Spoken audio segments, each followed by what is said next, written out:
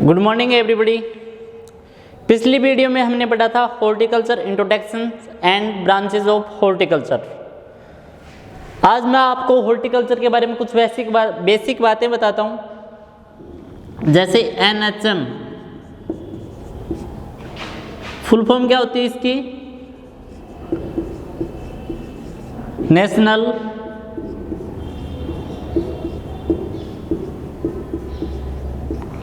Horticulture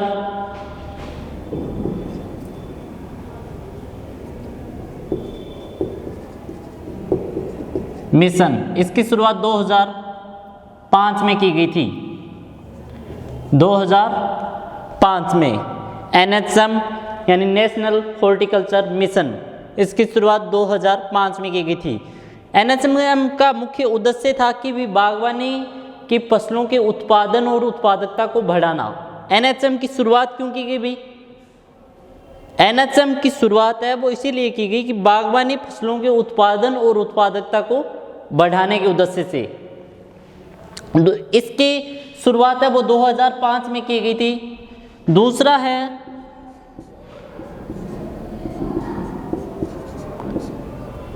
NHV। इसकी full form होती है नेशनल हॉर्टिकल्चर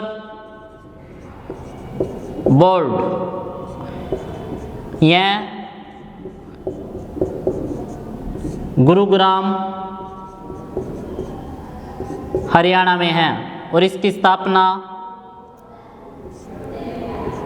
1984 यानी कि 1984 में की गई थी। NHV नेशनल हॉर्टिकल्चर बोर्ड कहाँ पे है? गुरुग्राम हरियाणा, गुड़गांव हरियाणा। गुड़गांव का नाम है वो चेंज करके गुरुग्राम कर दिया है, तो अब कहाँ पे है? गुरुग्राम हरियाणा। इसकी स्थापना है वो 1984 में की गई थी। इसका मुख्य उद्देश्य भी बागवानी को बढ़ावा देना, किसानों को बागवानी के बारे में नई नई तकनीकों के से अवगत करवाना, किसानों को सब्सिडी प्रदान करना। इस प्रकार उद्यान विज्ञान के विषय में यह बहुत कुछ जानकारियां देता है। तीसरा है भी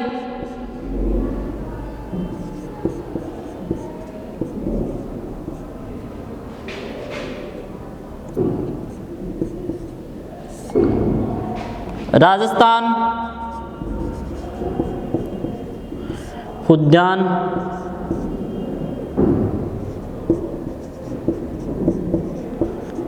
निर्देशालय।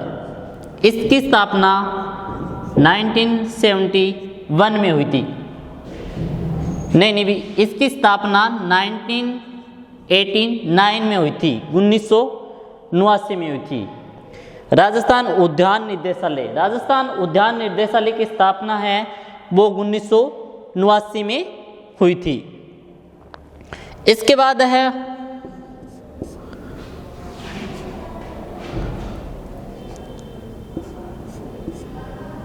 ICMR यानी कि इसकी फुल फॉर्म होती है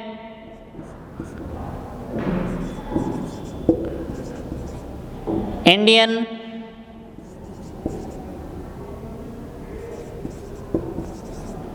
काउंसिल ऑफ मेडिकल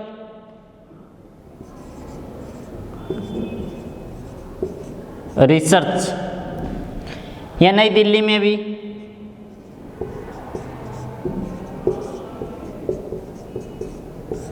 नई दिल्ली ICMR। इसकी फुल फॉर्म होती है Indian council of medical research, है ये नई दिल्ली में। इसे हिंदी में कहते हैं भारतीय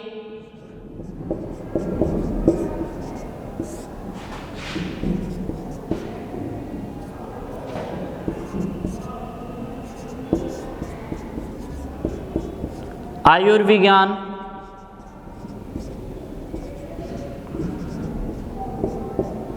अनुसंधान परिषद। हिंदी में इसे कहते हैं भारतीय आयुर्विज्ञान अनुसंधान परिषद। यह भारत सरकार के स्वास्थ्य व परिवार कल्याण मंत्रालय के अधीन काम करने वाली यह भारत सरकार के स्वास्थ्य व परिवार कल्याण के अधीन काम करने वाली एक एजेंसी है। ठीक है भी, ये डाइट के बारे में सलाह देती है भी कितनी कौन कौन से फल सब्जियां भोजन आदि किस डाइट में लेना चाहिए। तो ICMR के अनुसार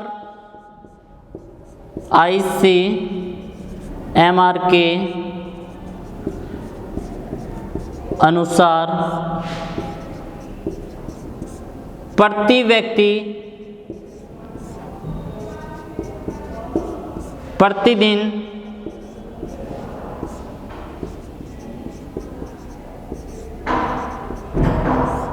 सब्जियों की आवश्यकता कितनी आवश्यकता होती है भी? ICMR के अनुसार प्रति व्यक्ति प्रतिदिन सब्जियों की आवश्यकता 300 ग्राम होती है। 300 ग्राम। ICMR कहता है कि एक वयस्क व्यक्ति को एक दिन में 300 ग्राम सब्जी का सेवन करना चाहिए। इस 300 ग्राम सब्जी में 125 ग्राम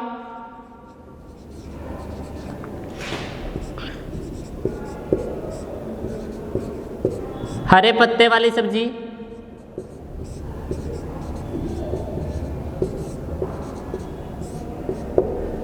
100 ग्राम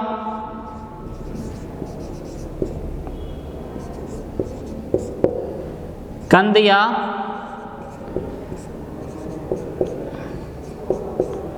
जड़ वाली सब्जियां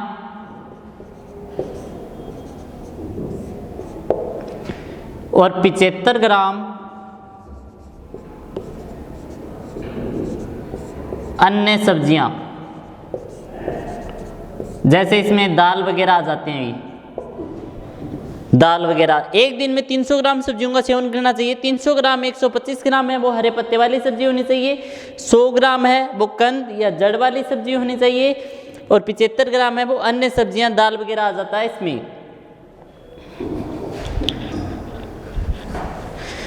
इसके बाद अभी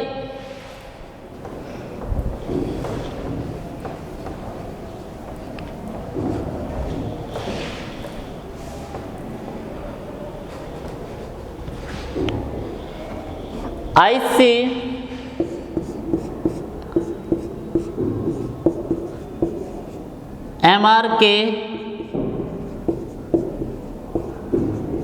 अनुसार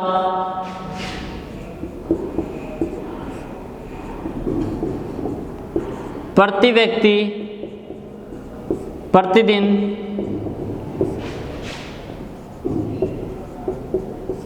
फलों की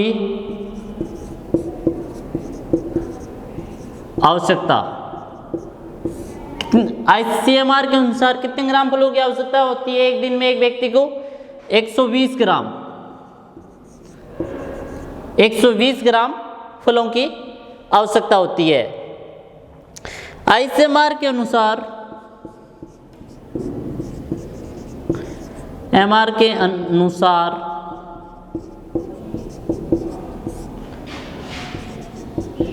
प्रति व्यक्ति प्रतिदिन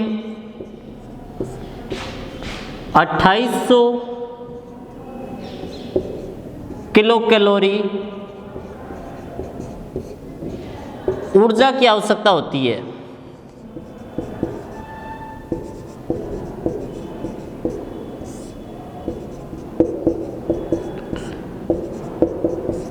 ऊर्जा की आवश्यकता होती है। ICMR के मैंने 3-4 बात ICMR के बारे में मैंने आपको 3-4 बातें बताई है। जैसे इसकी फुल फॉर्म होती है वो Indian council of medical research, ये नई दिल्ली में है।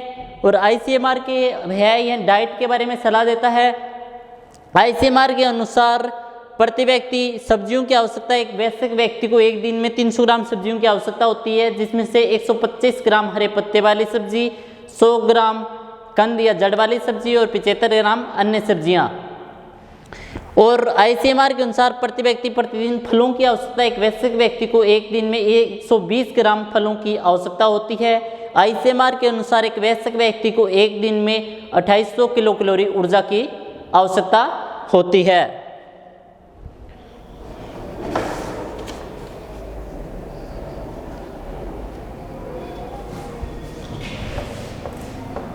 इसके अलावा एक है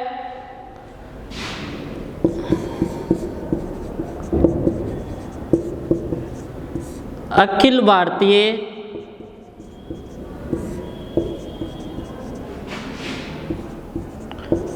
समन्वित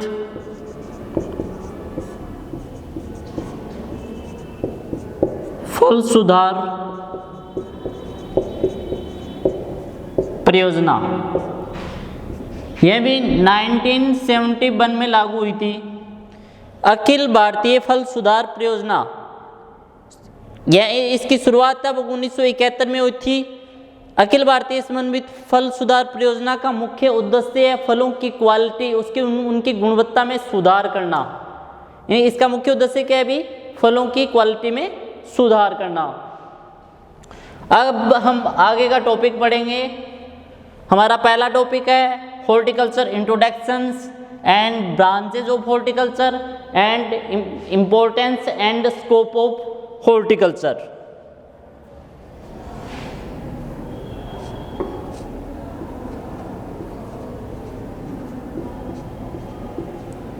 इम्पोर्टेंस एंड स्कोप ऑफ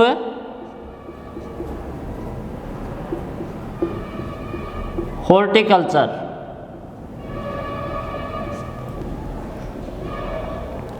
पहले हम इसमें पढ़ेंगे इम्पोर्टेंट। हॉर्टिकल्चर का महत्व क्या है? हॉर्टिकल्चर का महत्व है वो कई प्रकार से है। जैसे पहला पॉइंट है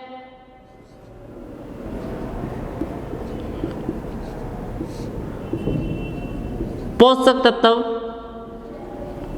महत्व, सबसे इंपॉर्टेंट पॉइंट है ये पोषक तत्व महत्व। इसमें पहला आता है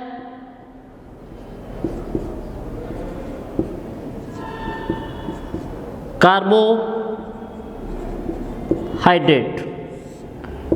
क्या आता है? कार्बोहाइड्रेट। एक व्यक्ति को एक दिन में प्रति व्यक्ति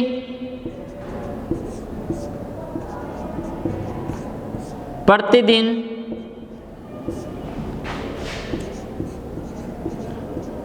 400 से 500 ग्राम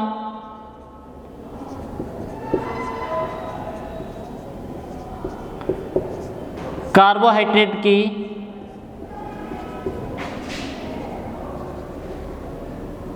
आवश्यकता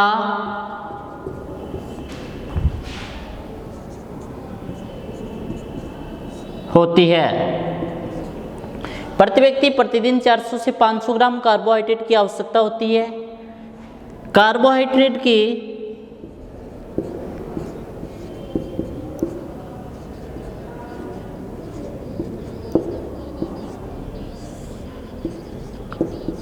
एक अणु में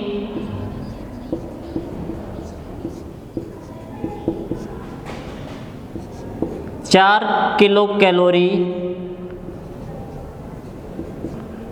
ऊर्जा होती है। कार्बोहाइड्रेट की एक अणु में कितनी ऊर्जा होती है? 4 किलो कैलोरी ऊर्जा होती है। कार्बोहाइड्रेट की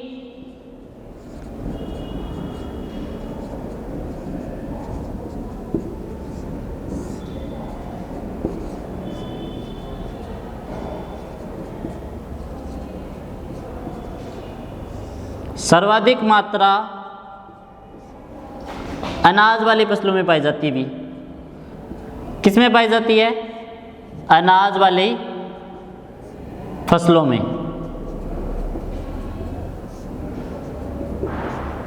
किस में पाई जाती है? अनाज वाली फसलों में पाई जाती है। कार्बोहाइड्रेट से संबंधित रोग कौन सा है? भी मधुमेह। कार्बोहाइड्रेट से संबंधित रोग मधुमेह। कौन सा रोग होता है? मधुमेह। कार्बोहाइड्रेट का वर्गीकरण।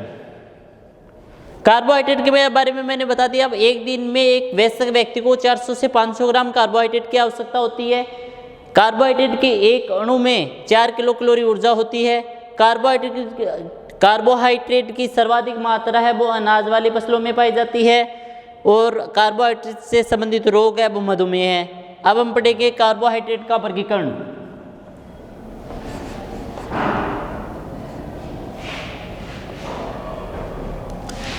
इसके बाद में क्या है? कार्बोहाइड्रेट का वर्गीकरण। इसमें पहला पॉइंट है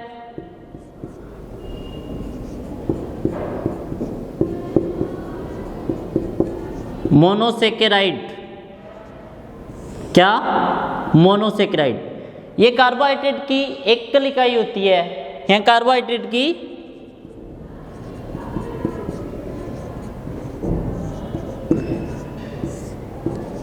एकल इकाई होती है।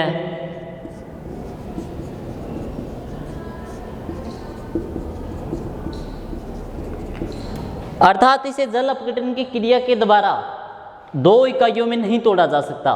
मोनोसेकेराइड है वो कार्बोहाइड्रेट की एक एकल इकाई होती है। इसे जल अपघटन की क्रिया कर 2 इकाइयों में विभाजित है वो नहीं किया जा सकता है। जैसे मोनोसेकेराइड का पहला एग्जाम्पल मोस्ट इंपॉर्टेंट है भी ये। इसमें पहला एग्जाम्पल है ग्लूकोज, दूसरा है फ्रक्टोज,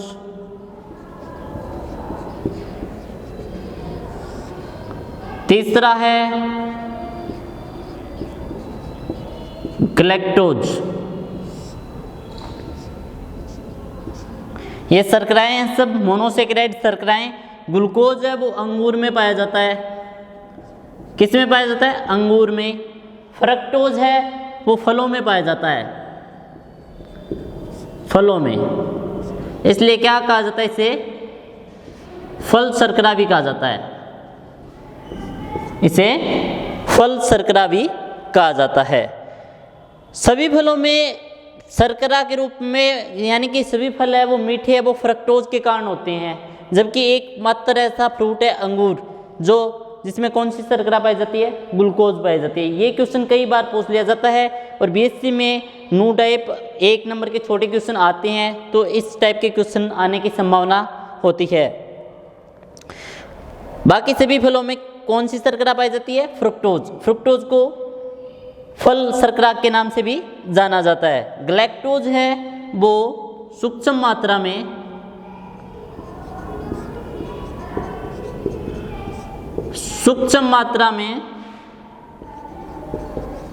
फल व अनाज वाली फसलों में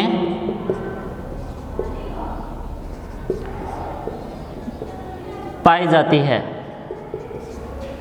इसके मैंने 3 एग्जाम्पल बताए। मोनोसेकेराइड वो कार्बोहाइड्रेट की एक इकाई होती है, अर्थात इसे जल अपघटन की क्रिया के द्वारा 2 इकाइयों में नहीं तोड़ा जा सकता या नई इकाई नहीं बनाई जा सकती। इसके उदाहरण है, पहला है ग्लूकोज है वो एक मोनोसेकेराइड इकाई है, फ्रुक्टोज भी एक एकल इकाई है, और ग्लैक्टोज भी एक मोनोसेकेराइड या एकल इकाई है। ग्लैक्टोज सूक्ष्म मात्रा में फल व अनाज वाली फसलों में पाई जाती है। दूसरी है इसमें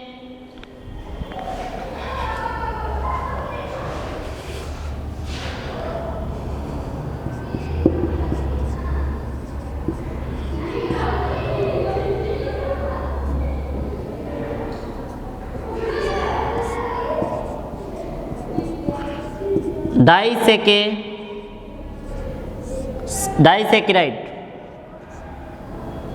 जब 2 मोनोसेकेराइड इकाइयां आपस में जुड़ करके एक नई इकाई का निर्माण करती है तो इसे डाइसेकेराइड इकाई कहते हैं। जब 2 मोनोसेकेराइड इकाइयां आपस में जुड़ करके एक नई इकाई का निर्माण करते हैं तो इसे डाइसेकेराइड इकाई कहते हैं। जैसे इसके एग्जाम्पल है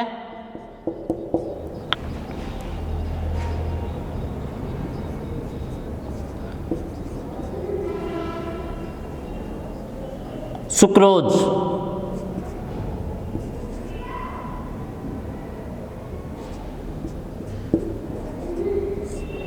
किसमें पाया जाता है? गन्ना और चुकंदर में। फ्रक्टोज शर्करा किसमें पाई जाती है? गन्ना और चुकंदर में।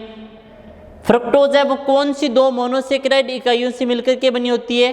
फ्रुक्टोज है वो एक तो डाइसेकेराइड इकाई है, वो डाइसेकेराइड इकाइयाँ होती है वो दो मोनोसेकेराइड इकाइयों के आपस में जुड़ने से एक नई इकाई का निर्माण होता है, तो डाइसेकेराइड इकाई बनती है।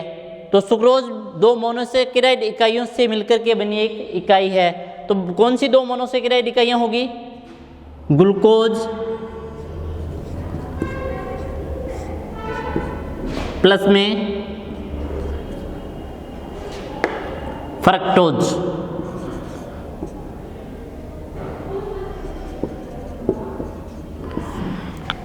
ग्लूकोज और फ्रक्टोज के निर्माण से कौन सी इकाई का निर्माण होता है?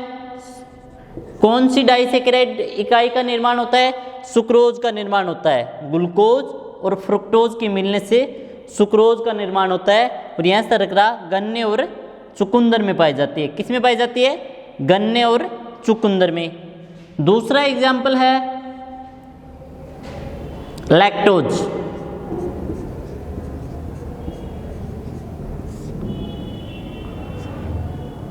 किस में पाई जाती है? दूध में। इसे क्या कहा जाता है भी? दूध शर्करा भी कहा जाता है।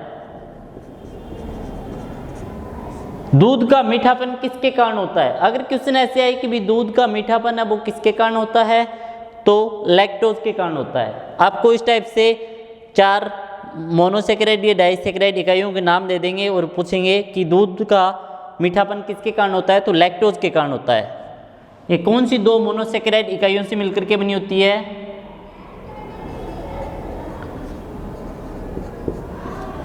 ग्लूकोज और गलैक्टोज। ग्लूकोज और गलैक्टोज दो मोनोसेकेराइड इकाइयों के आपस में जुड़ने से डाइसेकेराइड इकाई लैक्टोज का निर्माण होता है। ठीक है। तीसरा है माल्टोज। तीसरा एग्जाम्पल है माल्टोज। माल्टोज किस में पाया जाता है? जौ में।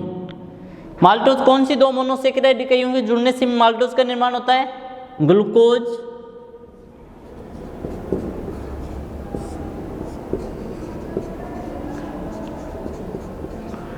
ग्लूकोज के दो अणुओं के जुड़ने से किसका निर्माण होता है भी? माल्टोज का निर्माण होता है। इसके बाद में है पॉलीसेकेराइड।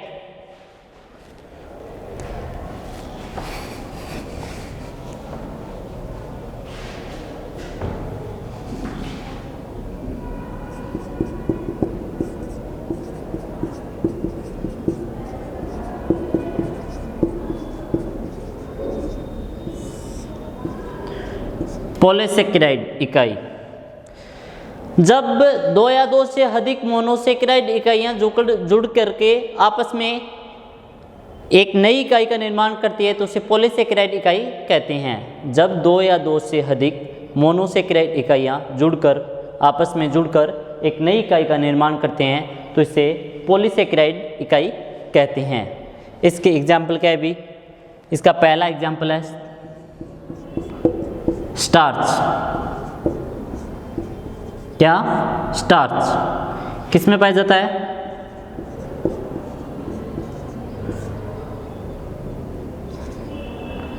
अनाज व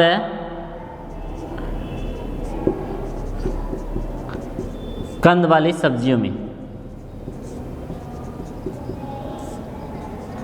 अनाज व कंद वाली सब्जियों में। दूसरा है सेलुलोज। सेलुलोज किस में पाया जाता है? लकड़ी में। सेलुलोज किस में पाया जाता है भी? लकड़ी के अंदर। इसके बाद में आता है पैक्टिन। पैक्टिन किस में पाया जाता है? फलों के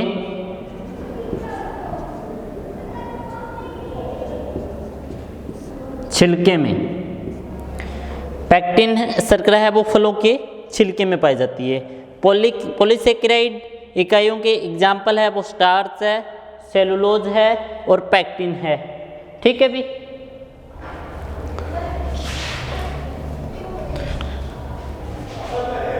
अब इसके बाद में कार्बोहाइड्रेट की फलों में कार्बोहाइड्रेट की सर्वाधिक मात्रा फलों में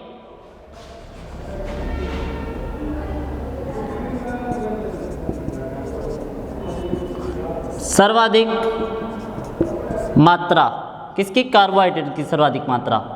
पहले पढ़ते हैं फलों में। फलों में किसमें अधिक सर्वाधिक होती है भी?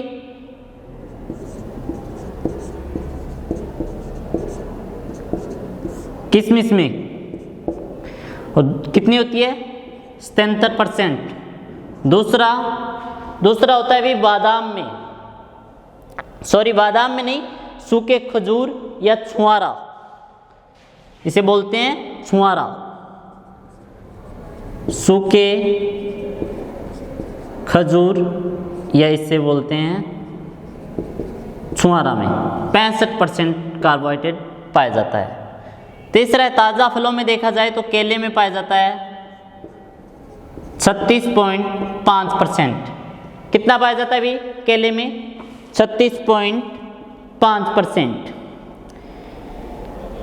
इसके बाद में दूसरा आता है कार्बोहाइड्रेट की सर्वाधिक मात्रा मैंने वैसे आपको बता दी, अनाज वाली सब्जियों में पाई जाती है। फलों में किशमिश में पाई जाती है 77%, खजूर जिसे सूखे खजूर जिसे छुआरा बोला जाता है उनमें 65% पाई जाती है, और ताज़ा फल केले में 36.5% कार्बोहाइड्रेट पाया जाता है।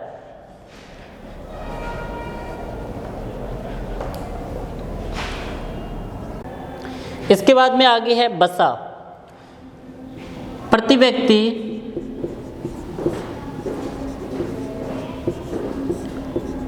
प्रतिदिन 25 से 35 ग्राम वसा की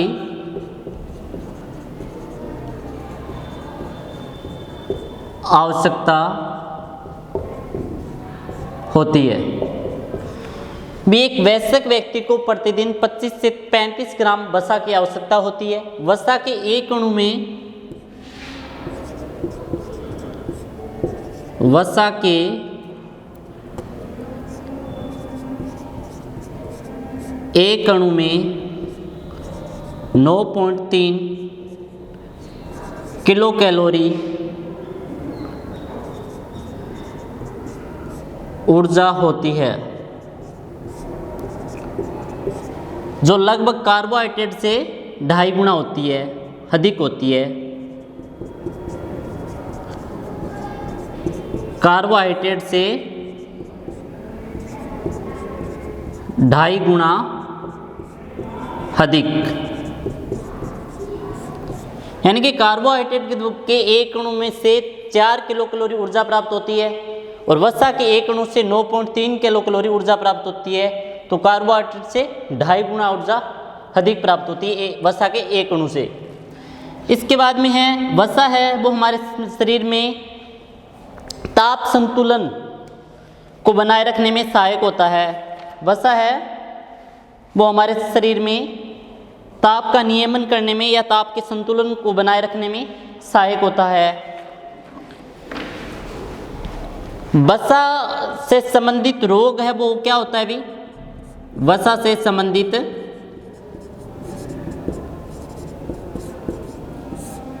रोग मोटापा होता है भी। वसा से संबंधित रोग मोटापा। वसा की मात्रा कौन कौन से फल और सब्जियों में पाई जाती है? पहले देखते हैं फलों में। फलों में सर्वाधिक मात्रा पेकनट में पाई जाती है। पेकनट, इसे पिस्ता भी कहते हैं भी। पिस्ता कितनी पाई जाती है? 70% पाई जाती है। इसके बाद अखरोट, अखरोट में वसा की मात्रा कितनी पाई जाती है? 65.5% पाई जाती है। इसके बाद बादाम, बादाम में 38% पाई जाती है। इसके बाद में है सब्जियां,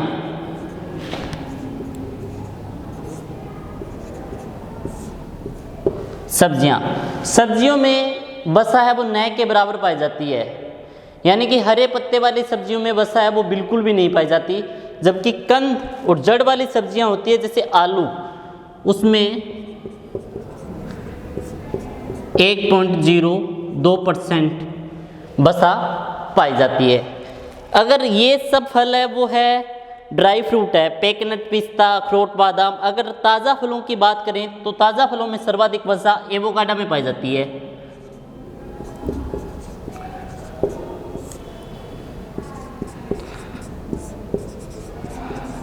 ताज़ा फलों में सर्वाधिक वसा है वो एवोकाडो में पाई जाती है, 26.4%। कितनी पाई जाती है भी? 26.4% पाई जाती है। पहले हमने पढ़ा था कार्बोहाइड्रेट के बारे में, उसके बाद में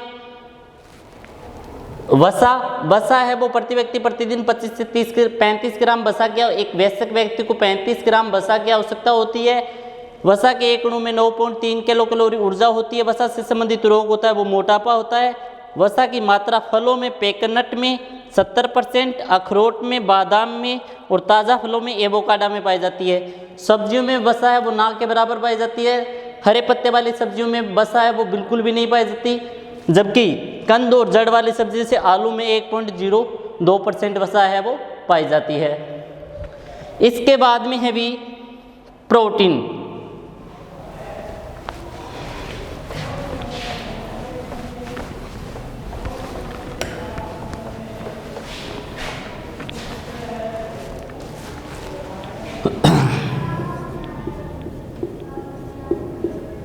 तीन नंबर पे है प्रोटीन। प्रति व्यक्ति प्रतिदिन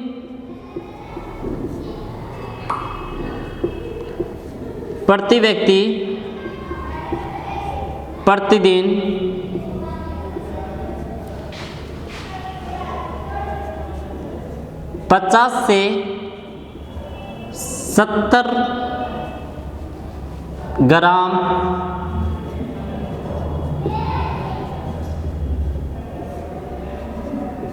प्रोटीन की आवश्यकता होती है।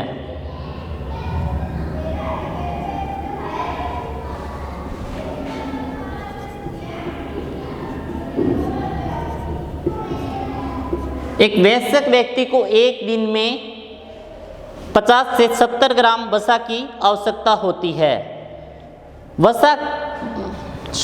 प्रोटीन की आवश्यकता होती है। प्रोटीन के एक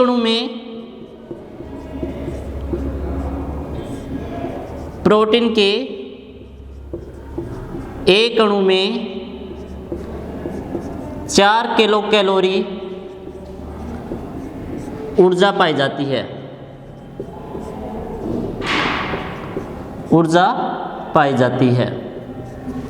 यानी कार्बोहाइड्रेट की समान ही पाई जाती है। इसमें कार्बोहाइड्रेट में भी एक अणु में 4 किलो कैलोरी ऊर्जा पाई जाती है। प्रोटीन है वो अमीनो अम्लों से बने होती हैं। प्रोटीन किससे बने होते हैं? प्रोटीन अमीनो एसिड से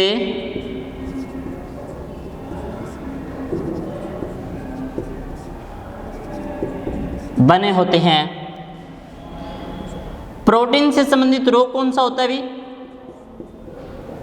प्रोटीन की कमी से कौन सा रोग हो जाता है? प्रोटीन की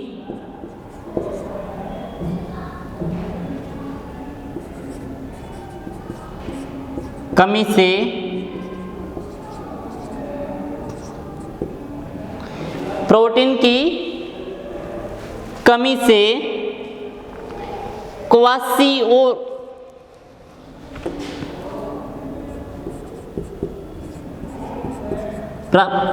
क्रासिओरकोर नामक रोग हो जाता है बच्चों में। नामक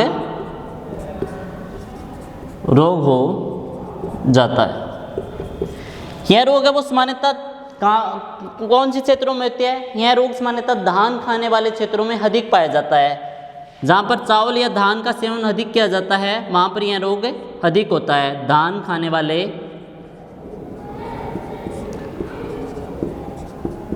क्षेत्रों में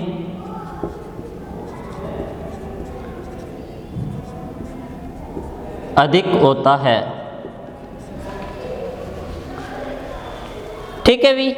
अब है प्रोटीन की मात्रा। प्रोटीन की मात्रा ड्राई फ्रूट में पाई जाती है, जैसे काजू, बादाम, अखरोट।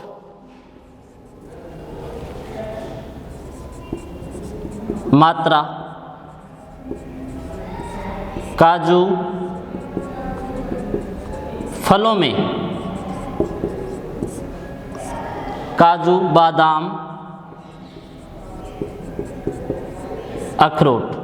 काजू में 21.20% पाई जाती है प्रोटीन की मात्रा, और बादाम में 20.80% और अखरोट में 15.8% पाई जाती है।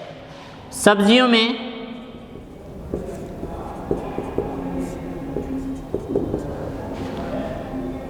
बस है वो उद्यान मटर में 7.2% पाई जाती है। वैसे प्रोटीन है वो सर्वाधिक किसमें पाया जाता है? प्रोटीन सर्वाधिक पल्सेस क्रॉप यानी दलहनी फसलों में पाया जाता है। प्रोटीन सर्वाधिक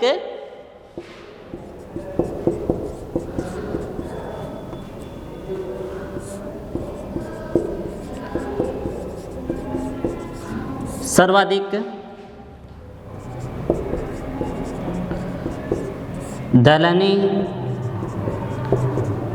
फसलों में पाया जाता है, जैसे सोयाबीन। सोयाबीन में सर्वाधिक प्रोटीन पाया जाता है 40 से 45%। 40 से 45% प्रोटीन पाया जाता है। चलो ओके, थैंक यू। आगे का टॉपिक कल करेंगे।